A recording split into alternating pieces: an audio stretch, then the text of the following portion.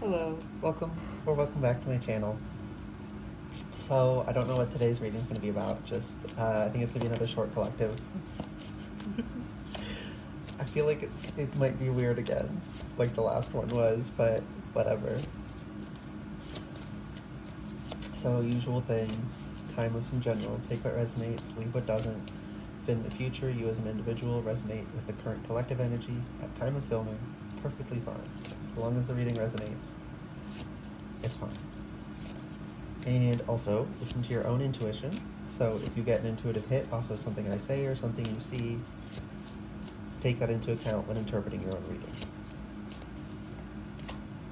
Neptune. Neptune's dreamy, right? I'm not like super up on the astrological lore, but we have Neptune and then we have water, and Neptune is associated with water, and then we have Venus as bottom of deck, and then Aries, the deck split. So we got red, blue, and green as well.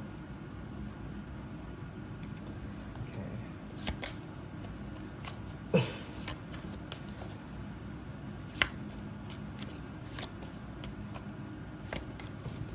It's all necessary, I just heard. And then this fell out, 5 of coins reversed.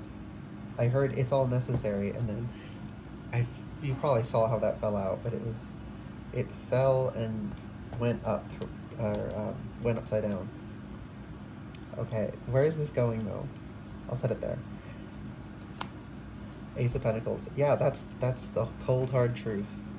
Seeds can't grow unless we understand reality and accept it, right? The laws of physics are the laws of physics. You can do a lot within the laws, but you can't violate them. You may want things to only contain one aspect, but it must contain all. Right? The understanding, it usually comes through as like, 3. But mind, body, spirit kind of thing. People have been picking up on that. They've been picking up on the fact that there is a lot to this world, and it's not just one way as much as we'd want it to be, right?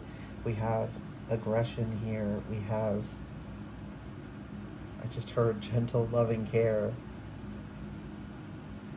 here, and then we have the tumultuous landscape of the mind here. It's Virgo. Under Venus. Virgo can be very stubborn in a way that people typically associate with Taurus, but it's not the same flavor of stubbornness, but I think they're actually much worse. Sorry, Virgo, I don't brew the tea, I just spill it. So, and that can be, you can use that to your favor. I do want to be clear. I don't think anything is really, I don't think you're doomed by your predispositions. I think it's what you do with them, how you use them, being mindful of your weaknesses and your strengths, playing to your strengths, shoring up your weaknesses. The Sun reversed, and 6 of Swords reversed. You don't want to leave the comfortable, happy place. Fantasyland, okay? We have Page of Pentacles reversed. But you don't want to take this step. 4 of Swords reversed. You're trying to avoid dwelling on it. What is going on here?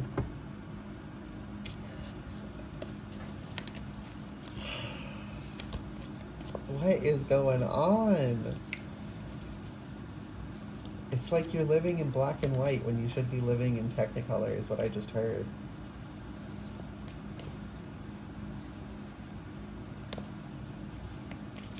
One, 21, and 16. So there's a 1 in each area here. The Ring reversed.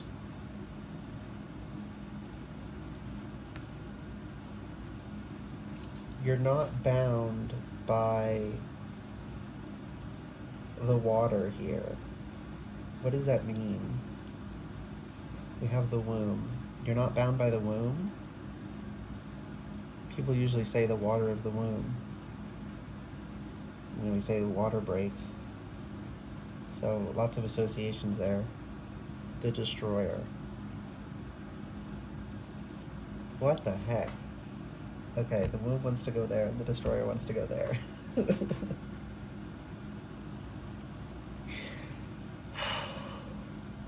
Spirit, what is this?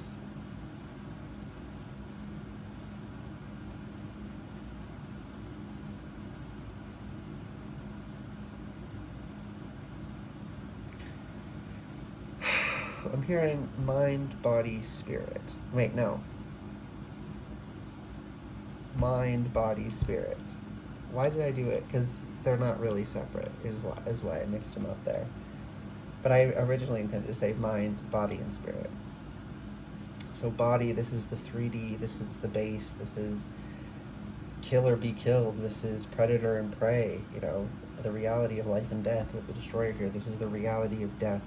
This is spirit with the womb, and when you're in the womb, you're safe, you're warm, everything is provided for, it is beautiful, and that is the nurturing of spirit. The problem is, y'all here want to live purely in this energy, and it's making you act silly.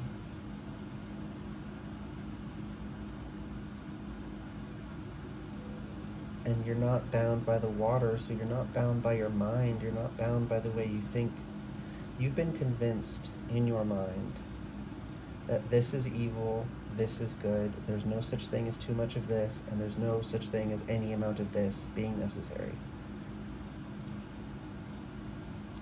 You're not bound to your feelings in here. These can be irrational, okay? That's why the ring is reversed. You're not bound to them.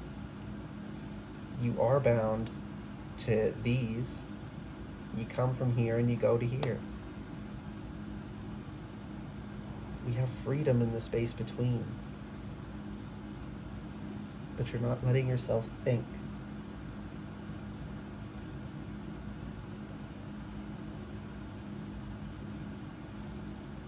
What is this?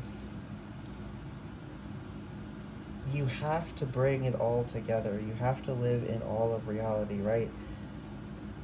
Like it or not, we are incarnated as humans, whether we came from somewhere else or we go somewhere else or whatever else beyond that. All of that is literally irrelevant to the fact that right now in this life, we are living this life and we have the bodies we have.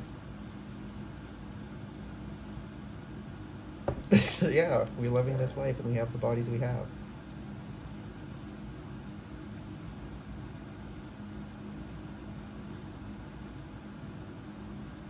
That's really uncomfortable for someone, especially having the body they have. You have horrible associations with your body, and it makes you want to escape it. So you're trying to run away from it. And, some people, usually the people, who want to be all love and light, positive, or toxic positivity, denying things, they're usually where that comes from, where this idea that there is no physical, so there's nothing determined for you, you determine everything for yourself. No, we have attributes and characteristics that we don't get a say over.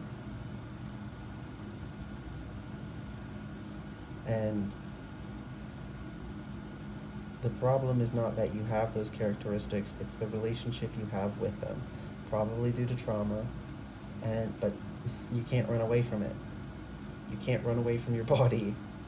It's where you live, right?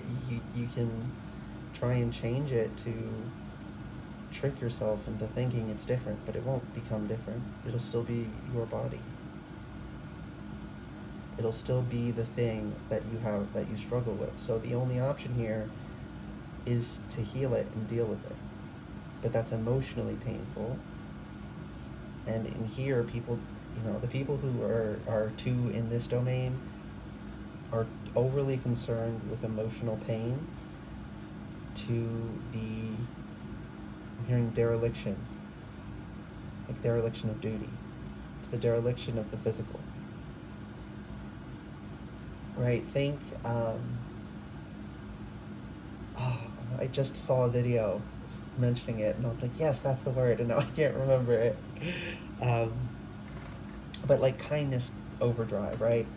That's not the term, but it sort of gets to it. So like, if someone had something in their teeth, and they care a lot about that, but they would be embarrassed at having it, right? Because they care. So you don't want to tell them it's there, because then you would feel like you're causing them the pain. But then at the end of the day, they get home and they see it and they're like, you let me go around all day with that in there and you didn't say anything because you didn't want to cause the emotional pain, but you actually ended up doing more emotional pain because you didn't do the physical part, right? You'd let them go around with that. And though they weren't embarrassed in the moment, at the end of the day, they end up mortified because you tried to put off the emotional pain and it ended up making it worse. And right, this is a pretty harmless example, right? This is someone who's just concerned with their image and they had, you know, something in their teeth. But that can be serious things too, right? Not pointing out something to someone and they get hurt because you didn't want to point it out, because you didn't want to embarrass them by telling them they were doing something wrong, right? It can be very serious. Most of the time it's more innocuous things, but even causing innocuous pain is still not, it's not good overall, and it's not conducive to the energy you're trying to be in, right? But that's the funny thing about toxic positivity. It actually ends up much more harmful and negative because they try to only align with the positive. You know, that's the good vibes only, high vibes only. You know, I am a purely good being. There's no nuance to me. I don't have a shadow. You know, like, yes, you do. We all do. You know, that's a fact of life. It's still a fact whether or not you deny it. So, I might as well, you know, deal with it. Yeah.